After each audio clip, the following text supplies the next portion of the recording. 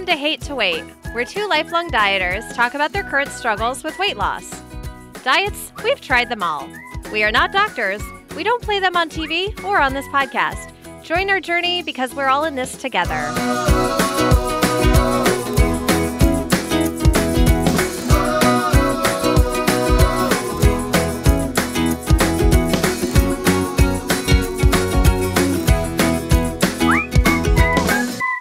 Good morning, Emily. Good morning, John. How are you? I guess I'm okay. Well, we should get this out of the way. We want to thank everybody who voted for us for the Discover Pods Awards. We are very grateful even to be nominated, even though John is like, that's what losers say. That's what I say because I just love, that's so cool. So thank you for nominating us. We did not win. We lost to Sex with Emily. You guys voted for the wrong Emily. That's okay. It's fine. Totally okay. But thank you so much for nominating us. It was a lot of fun to put together that campaign and also be able to shout out a lot of our friends who were nominated, like the Varmints Podcast, Epic Film Guys, Girl in Space. So many of our friends were nominated. One of our friends, the History Chicks, they won in the history category. So if I lost that category with the story behind. But if I lost to anybody, I'm glad it was them because I love them. So congratulations to all the winners. You can love them, but I don't know. What am I going to... Well, I mean, I thought about it, and it's like, it's cool to be nominated, but it's not like you could take an award to the scale. It's not like winning that award means that we're going to be closer to our weight loss goals. It's a lot of fun, and it's really cool to be nominated, but it's okay for me that we lost. I mean, I already lost the Webby this year. It's okay. Do you know, I've been listening to actually one of the podcasts that won the Discover Pods Awards, The Office Ladies. I've been listening to it, and that's Jenna Fisher and Angela Kinsey from The Office going back and rewatching old episodes. And doing that, I've found a new appreciation for The Office, and it is like a crime that Steve Carell has never won an Emmy. So I'm like, all right, if Steve Carell never won an Emmy for playing Michael Scott on The Office, it's okay that we didn't win the Discover Pods Awards. Well, listen, first of all, I got to tell you this. I never have found The Office even remotely funny. I know. I know you have. Yeah. Right. So, and Steve Carell, I mean, he does, I've liked some of his work, but, and I'm sure he plays a great character on there. Yeah. Because he's supposed to play that boss. He has to play this cringy character on there that, like, the stuff that comes out of his mouth. Whenever I read behind the scenes stuff about The Office, he was always just like, I'm going to my trailer. Like, playing Michael Scott was just exhausting for him. Yeah. And that's the other thing. I am not a fan of cringe humor. Yeah. I don't like it. But back to the awards. I mean, yes, it was great to be nominated. Am I upset? Yes. And you know what? Yeah. And listen, you know what? I'm not even sorry. I'm not.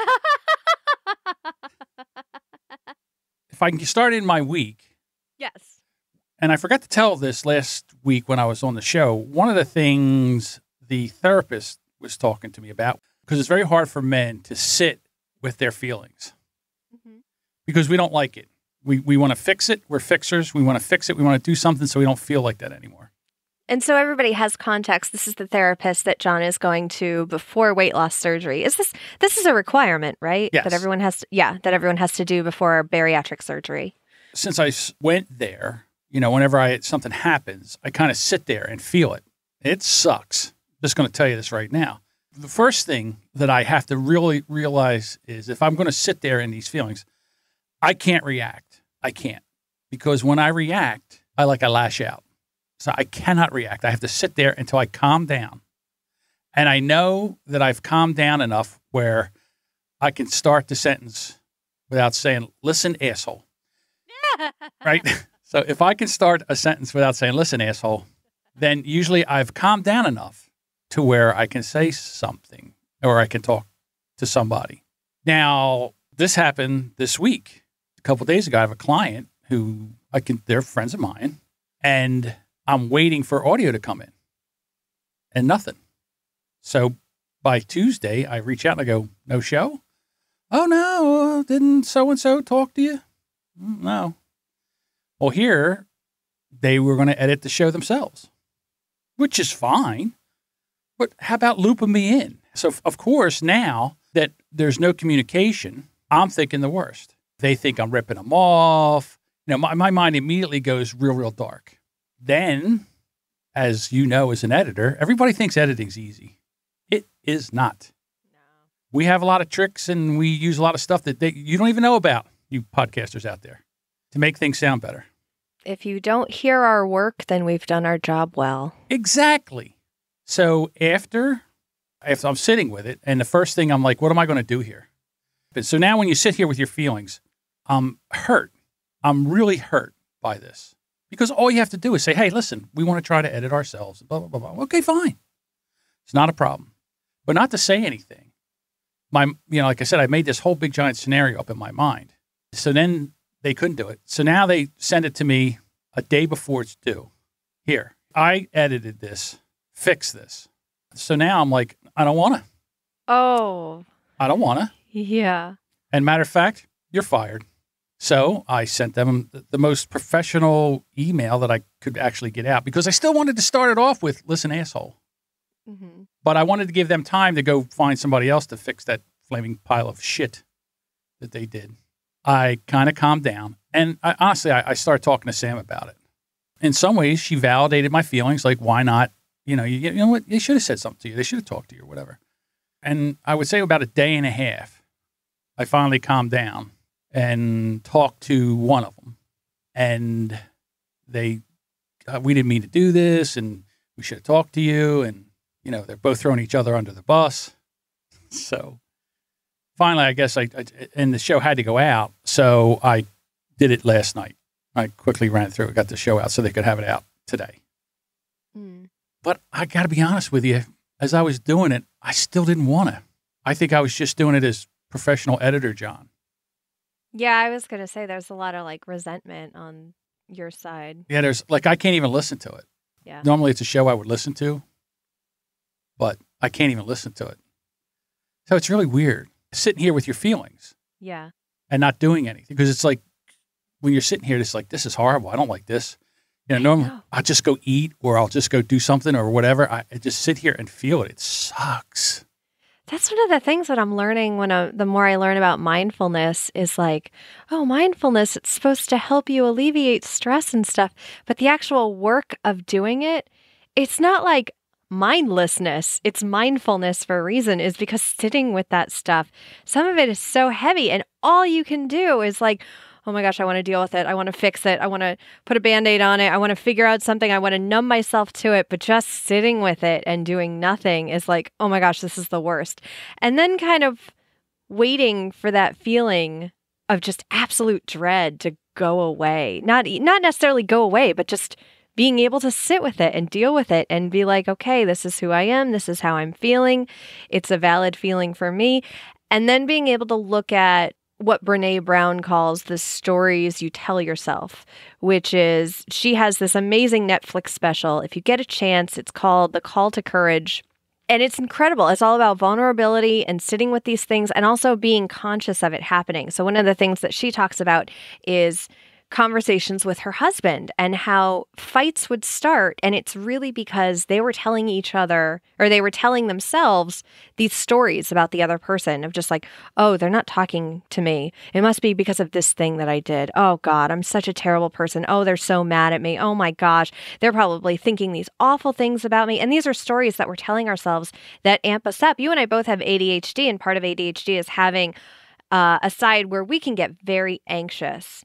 And if we're not stopped, it can actually spiral in a way where our brains are constantly trying to make these connections to make the world make sense. And this causes anxiety for us because we're guessing, we're jumping to conclusions and working with the evidence we have, which isn't 100% of it.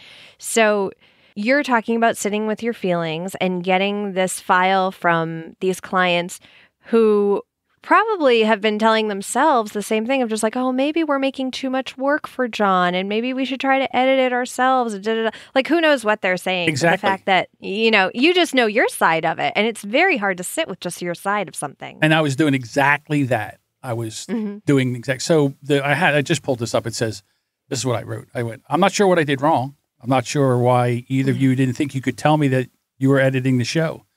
In the past 105 episodes, I've never said no to you. I've always tried to help. But it seems, here's the passive-aggressive part. Okay, get ready. Buckle in. But it seems the price I charge for processing the raw audio, editing, resizing the episode art, ID tagging the MP3, uploading the audio, show notes, artwork, social media to your web host, and scheduling the episode to release is too much. So it is with an extreme heavy heart that I discontinue providing editing service. I wish you both the best. Did you get a reply? Oh, yeah, of course I did. And then you're working on it again or no? Yeah. What yeah, actually? Yeah, I guess, yes. But so the reason I started it off with this is because this really has been my whole life. And so sitting with this and thinking about this and going back and where does this come from? I don't write things down. Like you write morning pages, you just like start and go off. Mm-hmm. I can't do that. So what I've been doing is I sit down here with the microphone and I just open up Audition and I just start talking. And it took me down a rabbit hole that I never really expected. And it's really, and this was just yesterday. And it took me down to a rabbit hole where I was basically bullied my whole life. And there was only two ways to handle that. One was to ignore it when I could. But then when I finally snapped, it would be either a verbal tongue lashing, which I was extremely good at, or a physical attack. Now, remember, I've been, let's use the word doughy. I've been doughy, but I was a big kid. For my size and for what I looked like, I was strong and I had a temper. So what would happen in school, when you would start school, the kids would start picking on me. And I knew that I had to let them know that this was not acceptable in my life. I don't know if I told this story before. No. So what I would do is I would wait for somebody to start really picking on me in front of a lot of people. And then I would fight them wherever it was. Punch them right in the face right there. Have a big knockdown, drag out fight right there. So then everybody else is, you know what? Don't say anything to him. Don't joke. Isn't that what you're supposed to do when you get to prison? Is beat up somebody in front of everybody else? Yeah, well, high school kind of is like prison when you first start out. You know what I mean? It is. Yeah. And then so every year, in the beginning of the year, I would beat someone up. I would have to beat somebody up. Or if somebody would physically attack me, I never would back down. I would just, okay, here we go. And that happened my entire adult life into my 20s, mid-20s, maybe early 30s. And then after that, it really stopped, the physical part of it, because I guess you grow older and you realize that when you get in fights, and even if you win, you get hurt. I'm very happy I've never been in a fight before. I saw girls fight. I would rather fight a dude, actually, when I saw girls fight, because they had nails and Absolutely. Oh, man. Absolutely. So, all right. So then I'm going to ask you, were you bullied in school? Passively, I was bullied. I think it's a little different for girls. We're not bullied to the point of somebody just comes up to you and is like, you're fat. No, they would leave in 5th grade. I remember specifically somebody leaving an elephant book, like a book all about elephants, on my desk when I came back after recess, and giving me the hints of just you're fat. And they would say things like, oh, I don't know if you could do this because you're a little bigger, or you might break the playground equipment, or stuff like this. And this is an 80-pound kid being bullied by 65-pound kids or something like that. But the fact that, they actually found something of mine to pick out and call attention to every single day. Oh, I faked sick a lot. Right. So that's how you handled it. Now, I was kind of taught, my father used to say, if you give into it, or if you let them know it bothers you, then they will continue to do it.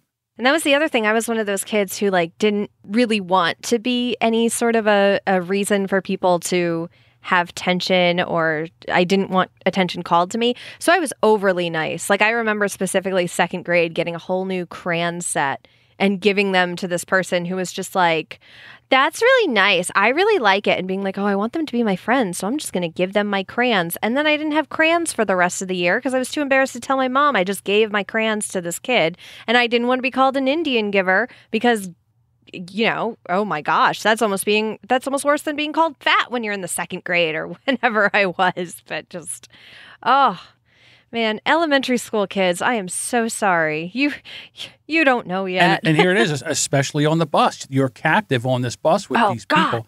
And then, they would say, well, we're going to fight when we get off the bus. And I'm like, okay. So we would get off the bus, and as soon as they would go to put their books down, I would hit them as hard as I could. Oh, my God. I was like, okay, here we go. And then you did it once. And they were like, don't mess with him. He's crazy. Yeah. So the reason I bring this up is because I've always had this thing where when I feel like I'm being disrespected or it triggers that I'm being bullied again, and I have that reaction of either do I ignore it and just they're dead to me, or do I lash out? And one of the things that I would always do in this situation would be just like, oh, I'm going to go get something, I'll just go get something to eat and calm down or do whatever. But it was always something to do with food. To sit there and have nothing to, I guess, to sit there and have nothing to satisfy that. You don't have a vice anymore. Right. No vice. Exactly. Yeah. Oh, yeah. I know. I'm still viceless a little bit. It's jarring. It's really jarring. There's a thing that I saw that I brought up today, and I don't even know. I just saw it. I don't even know. But it says signs you need a break. And it says, lose interest in things that you're usually passionate about and bring you joy. Podcasting for me. I haven't put a podcast episode out in probably a month and a half. Short temper, easy to provoke. Guilty. Taking everything personally. Guilty. Constantly overthinking. Guilty. Emotionally overwhelmed. Guilty. Always exhausted and tired. Guilty. It says, take care, friends. Take a break. So do I need a break? Number one. And if I need a break, what does that look like? What does that look like? What would a break for John look like? For me, it's going to a conference, unfortunately, and that's actually not a break all the time. Sometimes it is, but not as much. Yeah, I don't know what that break looks like. So here I am in the middle of all this, and so things are starting to click. Like I'm starting to, now that I'm sitting with this, I'm learning on how to handle it, or at least maybe it won't be as bad next time. So I'll take it to the elevator business. When I first got in the elevator business, all right, so I was in the elevator business. The two things I was deathly afraid of was heights and electricity. But the more I worked with them and the more I got worked around them safely, I realized they weren't as much of a threat. And it really feels like that's what I'm doing right now with all my emotions. Because like today, I always get up in the morning and it's like, okay, we're going to start out today's a new day. Every day is a new day. Mm-hmm. I've changed my eating around. I eat in the morning and then there's a long fast in the afternoon. Usually I'm done eating by like 2. So I got up and I had breakfast this morning and everything, and I came down here and I got a lot of work done. And then like right before I came on here, I kind of took a break to gather my thoughts and figure out what I was going to say and talk about this and how I was going to do that. And as we started the show today, and I the reason I say this is because I know I'm not the only one that feels this way. I know that my past has really molded me into what's going on today, even at my age and even with all the experience I have. You go back to that primal instinct, the fight or flight instinct that you have, and how I was taught I have to retrain myself. And then I figure once I can retrain myself, then maybe the urge to eat, because that's my go-to thing for comfort, will calm down. I don't know if it's working right at this minute. I don't know if it's working. It's still new to you. It's still something that you're getting used to feeling. Yeah. You figure, as I grew up, like I said, I was kind of chubby, chunky guy. And you get teased like that. And then finally I get to be, an older guy. I'm supposed to have experience. Respect your elders, as you were always taught. Now I get okay boomer. I'm like, okay, asshole. There I start to think, okay, boomer. So I figured the other thing now is I'm going to embrace okay boomer. I'm embracing. You should. Yeah, I'm embracing the boomer. Like, here's the thing about that hashtag, and this is the former editor in me.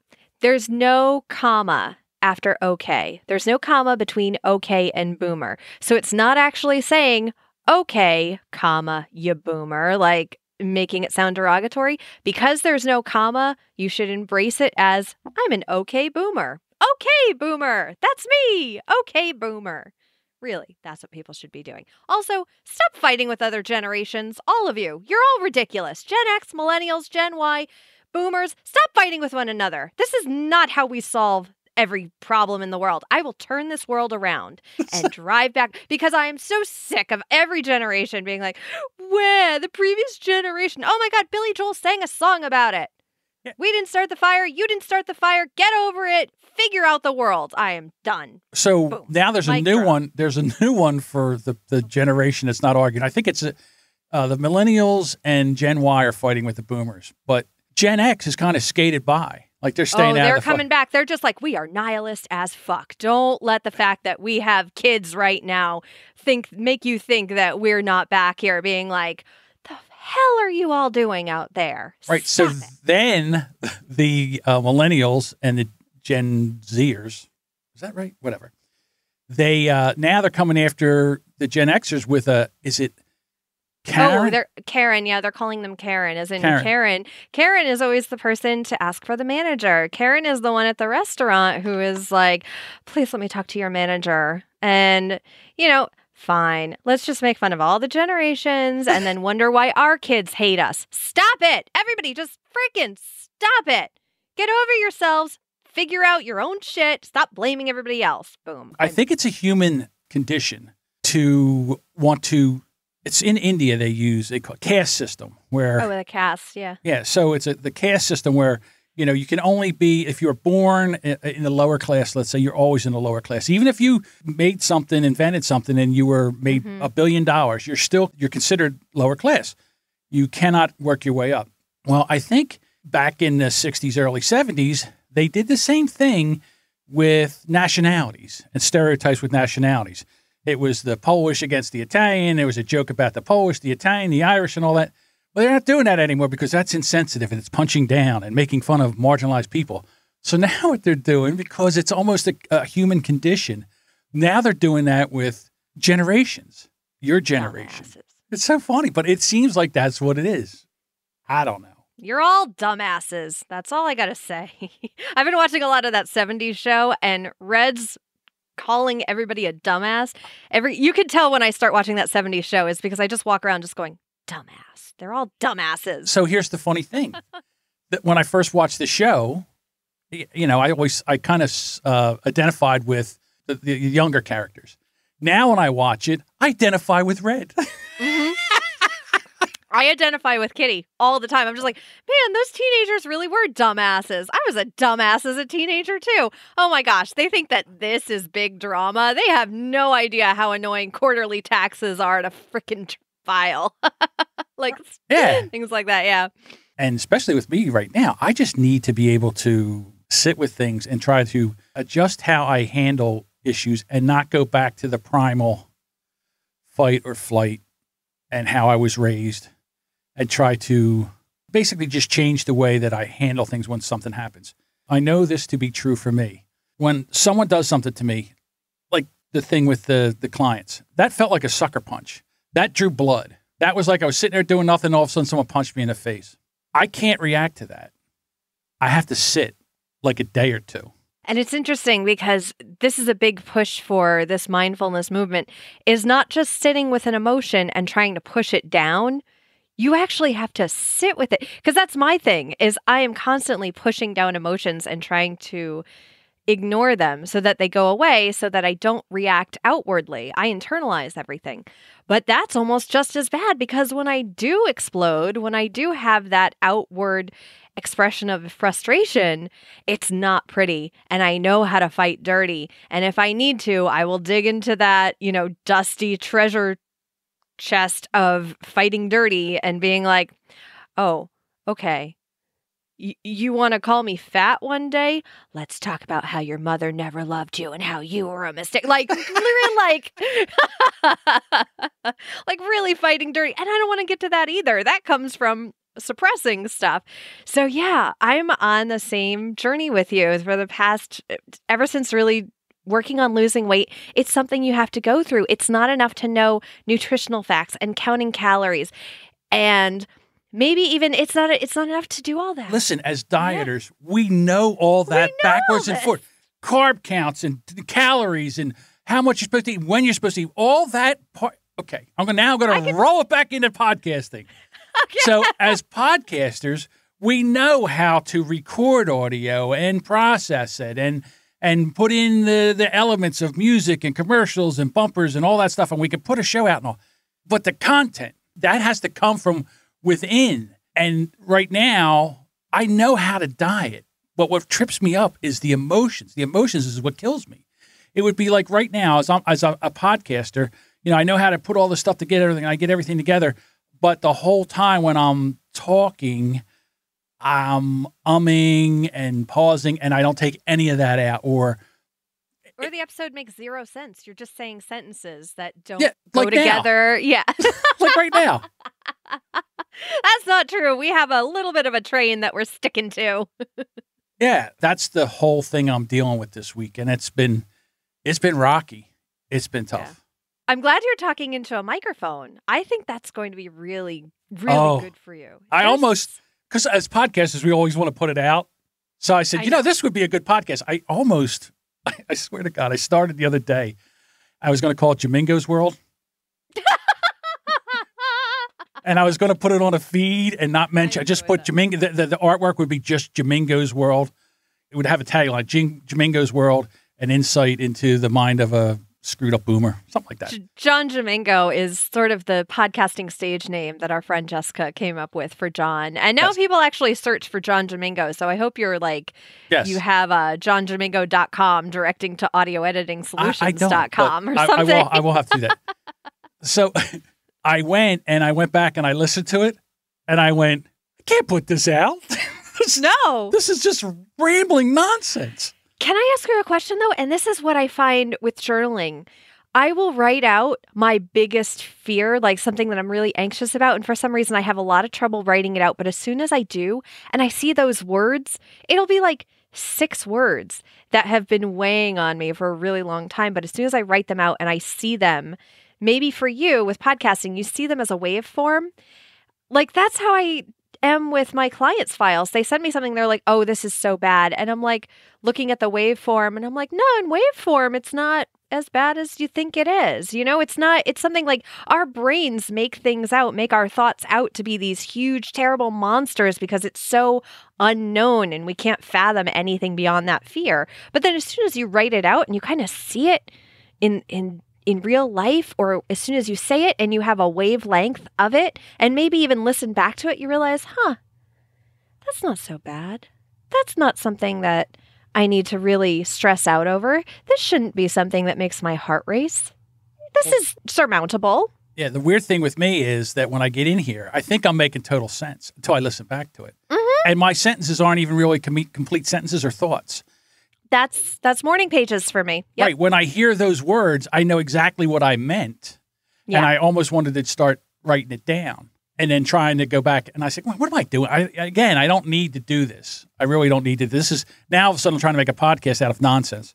I still do that. Like when I get mad, I just come down here, I'll just turn it on and I'll record it. And then I have a whole thing of a folder full of, I think there's like 20 of them in there now. Oh my gosh, John. So I will tell you this. No. Go ahead. I'm gonna actually tell you to delete it. Yeah, I was thinking about deleting them. Oh my gosh, do you know how good that feels? So all those things that I was talking about, how I write down, sometimes I take scrap piece of papers while I'm talking to somebody or before I'm talking to somebody and I'm really anxious about it, and I write down exactly like, I am anxious because blah, blah, blah. And then I would put it in this jar that I had down at the bottom of my shelf over here. And it was actually just a release jar of just like, okay, as soon as I write this out and I look at it, I'm going to put it in the jar and I'm just going to let it go. I'm going to let the universe take care of it. It's no longer something that's stressing me out because I wrote about it, put it all in there. And then I've been building fires in my backyard lately on kind of the warmer November days, and I started burning them. How about that? I didn't open them up. I didn't look at them. But opening up that jar and seeing just how many pieces of paper ended up in there after a year of doing this. Yeah. Oh, my God. I was just like, wow. And I didn't need to be stressed about any of this because I survived it all. Let's burn this shit. Let's do it. So November is, what's it called again? Where you do a show episode every day in November. NAPOD POMO, National Podcast Post Month. Okay. So Dave Jackson, friend of ours, who's also in this group, he started doing that under his show, Building a Better Dave. And I, again, I listened to him. And Dave and I we grew up in the same era. Like Dave says, that 70s show was a documentary of his life. He lived in the basement. Yep. So when I said, my name's John Domingo, he says his name is Jack Davidson. And I was like, it. yeah, that's amazing. So he does his podcast every day. I've been listening to it, and it kind of takes me back to where he is, but part of my life. That gave me the idea, just to open up the microphone and just start talking. You know what I've done before on my drive? So I'll take my son for what we call a nap drive so that he sleeps. I get to listen to all my podcasts, and I do this almost every day. Our next car, by the way, is going to be an electric car because the guilt that I have over driving my car every day is ridiculous. But stop being guilty over everything. I'm guilty over everything. I know. Everything makes me feel guilty. So anyway, I'm not even sorry. I'm not even sorry. Well, that's for wafflefuls. I'm never sorry about a waffleful. Well, again, you're taking your son out for a ride. You're getting some fresh air. You're listening to your podcast. You're killing two stones with one bird, or two birds with one stone. And in your mind, you should be saying, I'm not even sorry. Yeah, I know. Absolutely. That should be it. Okay. And I'll get that going, and I'll get Bob Newhart telling me to stop it. Okay. Stop it. So I'm driving him around, and one day I just decided to record myself. I was having this really kind of playing a movie in my mind. This is anxiety. It creates movies in our minds all the time. And so one of the things that it creates all the time for me is what should I speak about next? What should I put forward to speak at a conference and stuff? And sometimes I'll just record myself. Now, I've tried doing this thing where I record myself, but I only record myself when I have the whole sentence planned out. So there are these long pauses where I'm thinking about what I want to say and how I want to say it. And then all of a sudden, one sentence will come out. And one day I want to take that and actually take out all the pauses because it will be the most beautiful podcast ever. But it's really hard to do that because my mind is constantly searching for just the right word. And that's another thing with ADHD is because our minds are constantly making connections to everything, getting out a single sentence without a mistake is painstaking for us almost because we want to say so many different things. And I think that's why things like morning pages or you just talking into a microphone and getting that stuff out, it declutters our brains and it's kind of amazing therapy for us. It's funny. Dave is in the chat room. Oh, yeah. And he's saying that that show, Building a Better Dave, is so much cheaper than therapy. And that is true. It is true. And this isn't a podcast all about hey guys, start a podcast. By the way, we have Dave Jackson. He does the School of Podcasting. He can help you. I do one-on-one launches. We're not saying that. No. But we are saying when you're going through this, when you're going through dieting and when you're dealing with the emotions of dieting, you can't let them all out. And you also can't internalize them. You have to learn to sit with them. I think that's really a huge part of dieting that not many diet programs are pushing, because if you pushed that, then you wouldn't need all these diet programs. No, you know what to do. It's the crap in your brain that's rolling around. It's what life has done to you growing up that is basically pushing you into this. Now, if alcohol was what lit me up, probably wouldn't look the way I did. And again, I'm like I said, I always used to carry a lot of weight around with me, even when I was in the elevator business and walking flights of stairs and walking miles all day through Philadelphia, carrying a toolbox that weighed 25 pounds. Like I said, I never could, I can't believe these things are flooding back. So we would work and then we would all meet, the guys would meet for lunch and they would have this thing in Philadelphia. It was it was a buffet and you paid by the pound.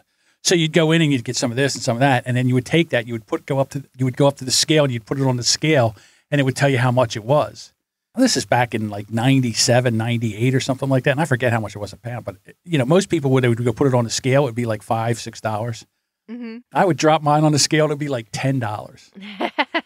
The guys would be they'd say, how do you eat that much during lunch? I'm like, I'm hungry. So, and it never bothered me, but because of all that walking and climbing and everything, I was able to burn through it. When I hurt my knees and hurt my back, I was still eating like that. And it made it worse because the depression of having the injury and not be able to do what I used to do, which I really did love, made me eat more. And that's how I ended up like this. Being sick sucks so much, especially for any weight loss efforts in any sort of capacity. That was a sickness that probably not a sickness, but that was an injury that lasted you a long time. I still have it. It's been, It happened in 2007. It's 12 years. Wow. 12 years. Over a decade. Mm. Mm-hmm. Yeah. Oh, the other thing is, from wrapping my legs and taking the whooshy pill every day and using that compression, for more than, basically 4 to 6 hours a day. My legs are down now. I'm back in long pants. They're not, I keep stuff, like I keep them wrapped now because even just wrapping them is compression throughout the day. So, I'm in long pants now. The other day I went to, out somewhere, went into the store, walked around, came back. I would have never done that any other time. So things are starting to turn around, but still fighting with this. All right, now I've just completely dominated this whole show. How was your week? Well, it is Shark Week for me, which makes sense last week how I was just like, I didn't lose or gain any weight. I wonder why. I've been so sick, and this house has been so sick, I lost track of my week. So when Shark Week happened, I was like, the fuck are you back? And then I look at the calendar and it's been a month, and I was like, the last time I had it, I was sick. Why am I having it again? And I still can't hear, like 10% out of my left ear. Oh yeah, this has just been going on for so long. That's why I was saying that being sick sucks. So Shark Weeks, also that explains all the waffle falls and why I couldn't get enough and why I was still hungry. And I think the season change, I think this happens for a lot of people. It's also the eating season. I have been like in hibernation mode. I've been eating and getting warm like I'm going into hibernation on a vacation that sounds luxurious right now of just sleeping in my bed for 4 months. That sounds great. Oh my God, I would love that so much. But unfortunately, we're humans. We don't get to do that. But I feel like our bodies are still gearing us up for it. So there's been comfort food. There's been trying to get warm.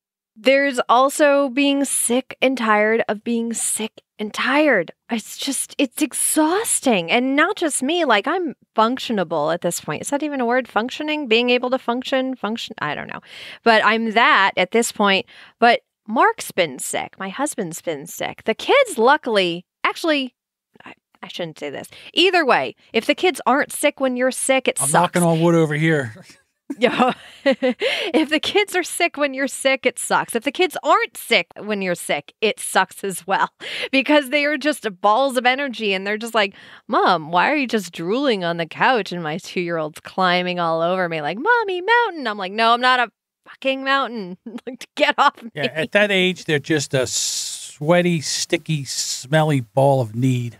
Yeah, but he's starting to talk and he says some very cute things. He goes, they have to be cute. See, they have to be so that you don't kill them. Like that's what it is. Like yes. He just says the kid, and then he just goes, "Oh, hi, Mommy," and I'm just like, 5:30 in the morning. Oh, hi, Mommy is just cute enough where I will get up and make sure that you don't die running around our house. But other than that. So, yeah, I've had a pretty miserable week. The scale reflects that, in fact. And I know, here's the other thing. The scale will reflect that, and I'll talk about that. I know that it's just a week. It's just temporary. When I was looking up all that stuff about depression, when I was on the antibiotics, a lot of what was helping me through was just those constant reminders of this is only temporary. This is only temporary. You won't always feel like this. And that's kind of how I feel this week. So I could beat myself up over the number that I'm in and just be shocked and angry at myself. But I also know I'm looking back at the history of all the other weeks that I've been losing or even staying the same and knowing this is just a phase. This is just 1 week. This isn't the rest of my life. I'm not undoing every single bit of progress I've made over the 1.5 years in 1 week of wafflefuls and sharks. It was also a kind of heavy week. One of my podcasting friends, she lost her husband. Another one of our friends in the group lost her cat. And there have been a lot of things like that popping up on my newsfeed. There were some shootings or, potential shootings at schools that 2 of my friends, it was weird, 2 different people on my Facebook timelines had shootings where their kids were at that school. It's just been a really heavy week. And I also don't know how much of this is just me being very attuned to these bad things happening and I'm not focusing on the good stuff enough.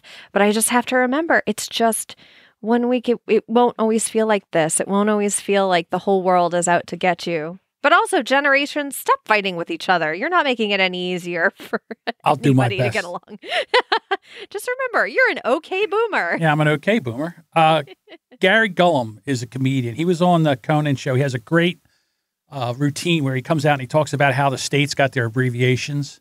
Oh, cool. And it's so smart and it's so funny and it goes off track like you think he's going off on a tangent, but it's so well crafted and it's amazing. I got to tell you, whenever I'm really feeling down, I go back and listen to it. And I get these lines from, matter of fact, Sam and I use these all the time now. He talks about back in the 70s when they were doing this, that they have always had someone take it, a secretary taking the minutes was always a woman. She was always kind of like the spicy woman in there and usually single. And this one was named Dottie. And he's sitting there and he's telling the story and he goes, how Dottie is this? And then he would say it and he said, that's so Dottie. Because you don't know Dottie. So you don't know if how Dottie it is or it's so Dottie. So now, when I talk to Sam or something's going on, I go, how Sam is that? And or how Sammy is that? And she goes, oh, it's so Sammy. So it's like that private joke. But then I found out that he suffers from crippling depression where it takes him off the road. And he went back and he was talking about it on this podcast. And it was just to listen to him talk about it. And you think like everybody has their shit together and this guy's got this amazing life and he's traveling around the country and he's doing these stand-up night dates and he's making this money and he has a girlfriend that he lives with. Maybe it's his wife. I'm not 100% sure, but she basically kind of handles him and sees when he starts to go off the rail and then tries to stop that. There was another podcast I listened to. It's called Walk-Ins Welcome with Bridget Fetisi, and her cousin Maggie dealt with suicidal depression when she was in college. And she goes through the whole thing. And one of the things she says is now that she's through treatment and therapy and everything, is she still does it. She says there's signs that she realizes that she's in trouble. And one of them is the dishes. If there's a sink full of dishes, she knows. And she always gets up and makes her bed every day. And she works from home. That's what I do. And she works from home. And she says, I always get up and make my bed. Now, if I'm not making my bed and I have a sink full of dishes, I know it's time to start treating. Yeah. I've started noticing that as well. So when I do my morning pages, and for those who don't know, morning pages, quickly, it's 3 pages every morning that I just start writing. I just write whatever's in my head. And as I said before, it's a lot like decluttering my brain, especially when I first wake up and you're just kind of a little groggy and you're just like, I know I have stuff to do, but I haven't organized it in my head or I haven't time blocked in my head of how my day is going to go. So that's what I use morning pages for, is to get all that crap out, everything that I'm anxious about, and then start planning my day with. And having that sort of a routine, at the end of morning pages, I have a checklist of everything that I do during the day, because I know that checking off things for me is almost like chasing dopamine. Every time I check something off, it releases a little bit of dopamine, and I'm constantly chasing dopamine. So when I feel myself kind of slumping during the day, I'll go to my checklist and I'll look at something that I can easily do. I have make my bed on there. Like I have very simple things like make my bed, put hand lotion on because it's winter and it's getting a little drier out. These are things that are self-care and they're so simple, but I'm like her. I know that there's something wrong if I'm like, ugh, I don't have the energy to floss, because when you think about it, it's just like, it's going to the bathroom, getting a flosser, watching TV while I play with my teeth for a minute or something like that. But absolutely right. When you get into that weird mindset, even those tiny little things is very hard to do. So it's actually one of those things where I'm looking to check boxes off during the day, and that keeps me going. How Emily is that?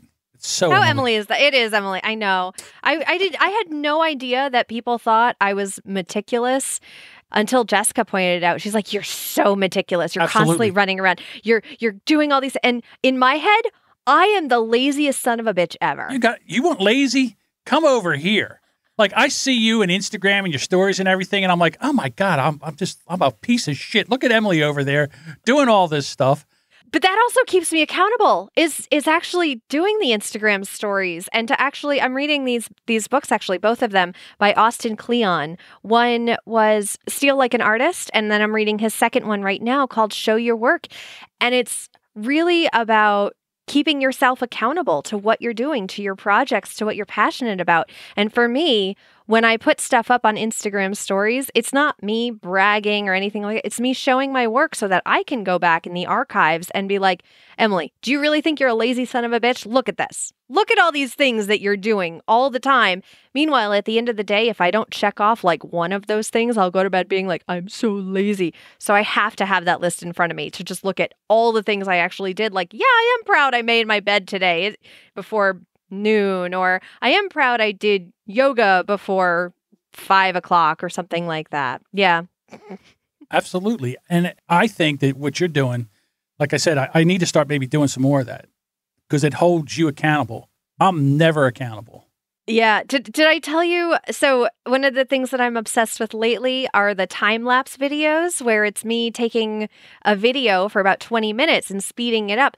What that does, it gets the phone out of my hand, gives my phone a job so that I don't touch it. It's recording my screen editing because I need to sit there for 20 minutes and edit, or else I'll edit, look at my phone. Oh, I have a notification. Oh, let me go on Instagram. Let's see what's going on there. No, I need my phone doing a job so that I can do my job. It's kind of like keeping your coworkers busy just so you can work. Yeah, absolutely. And I know you didn't tell me that, but I've been watching them. Mm-hmm. The time, that's why I said, oh my God, look at her. That's amazing. Why couldn't you think of that? No, that's me trying not to be lazy. No, I'm talking about me not being lazy, but all right. Well, listen, we've yammered on long enough. This is going to be one of our longest episodes ever. Why don't we get into the Winning Wednesdays? Okay. Winning Wednesday, Wednesday, Winning Wednesday, Wednesday, Winning Wednesday, Winning Wednesday, Winning Wednesday, Wednesday. Also, before we get into that, Jennifer in the chat, she says, stop comparing yourself. Just look at your own growth, John. You have come so far. She's absolutely right. Oh my gosh. Comparison is so the thief of joy. It really, really is. That's actually one of the reasons. It is. That's one of the reasons why I'm so excited for the winners of the Discover Pods Awards, because I could be bitter and compare myself, and I'll be like, no, it's just easier to let them do their thing, to be happy for them. I will not compare. I'm not even sorry. Sex with Emily, though, I have a feeling that was a lot of mistakes on people's parts because they were like, oh, Emily.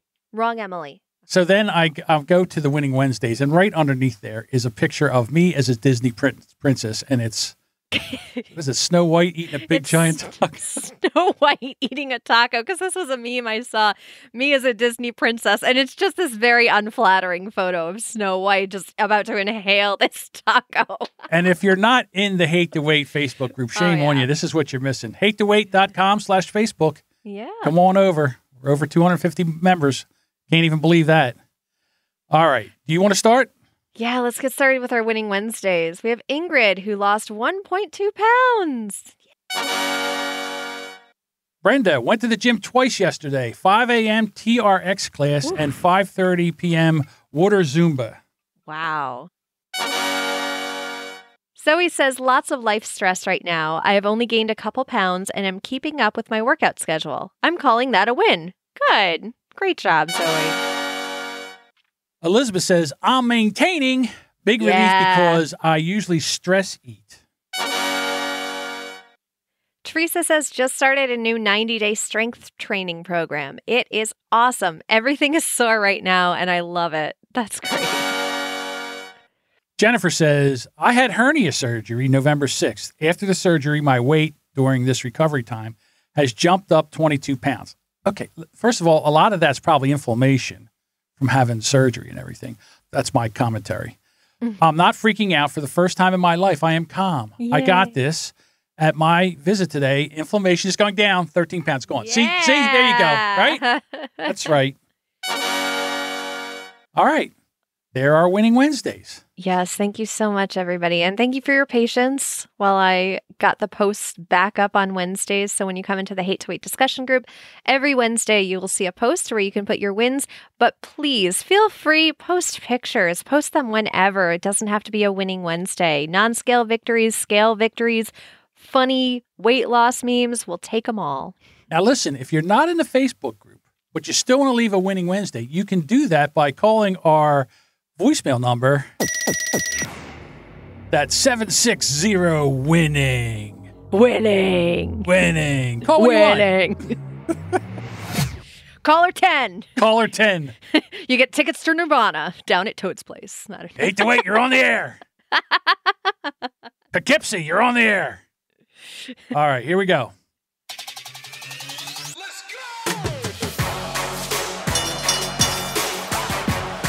go! Ladies and gentlemen, now is the time for the moment you have all been waiting for. It's time for The Weigh-In. Oh, it's episode 75, and I go first. And, oh, John, I'm up 5 pounds. I did that last week. I know. And you know what's funny? Play that sound effect of me going, I'm not even sorry. I'm not even sorry. I'm not even sorry. I'm not even sorry. I'm not even sorry. Because there's Shark Week going on. There's comfort eating going on. It won't last forever. It's just temporary. This feeling will pass. You know what else? I'm also colder this year because I've lost weight. No wonder I'm seeking warmth all the time. It's because this is the first time I've been this weight in like 3 or 4 years. 4 years, yeah. And it's cold. Yeah, I've noticed that I've got colder too. Yeah. But anyhow, so for me, I'm down 3. Yay! Yeah, I'll give it one of that. And you get one too.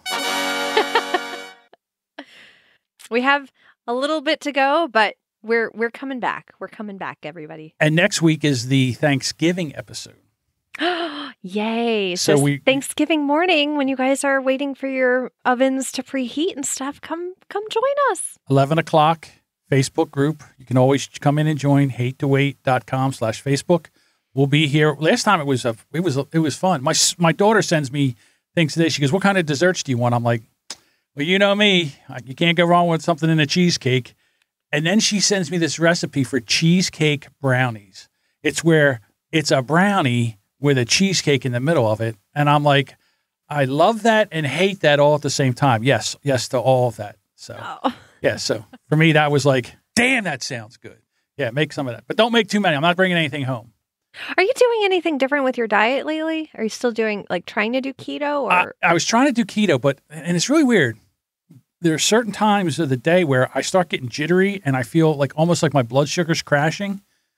I'm not diabetic, so I don't really have to worry about that, but I might have an issue right now as I'm trying to adjust to this with, what do they call that? Hypoglycemia. So what I'll do in a situation like that is I'll grab something that's a little bit more carby, and usually matter of fact, I had to do it before I came down here, because I came down here and I was here like right at the time. And because I don't have anything carby in the house, I had to run out, and I went down to the Dunkin' Donuts and I got one of those wake up wraps. Mm-hmm. So it's got cheese, egg, and that tortilla thing around. So it has some protein in it to balance it out. That's good, yeah. So I ate that, and by the time I got halfway, I felt sick before I came on here, and now I'm fine and fit as a fiddle. So there we go. All right. So next week, Thanksgiving. Thanks everyone for the nominating us and voting for us. And to be honest with you, it is good just to be nominated. And even though we lost, I mean, if I'm going to lose to somebody, I guess I want to lose to the show Sex with Emily. That's very true. Different Emily. To reiterate that for like the 5th time, different Emily. So she says. Well, she is a sex therapist. It's not a dirty show, but yeah. I might have to listen to that show just to see. All right, everyone. We will talk to you. Wait a minute. Did I go through hatetowait.com/Facebook, right? That's the number one. Also, show notes, everything we talked about, hatetowait.com. Emily does a phenomenal job with the show notes. Amazing. All right. We will see you back here next week. Later, waiters.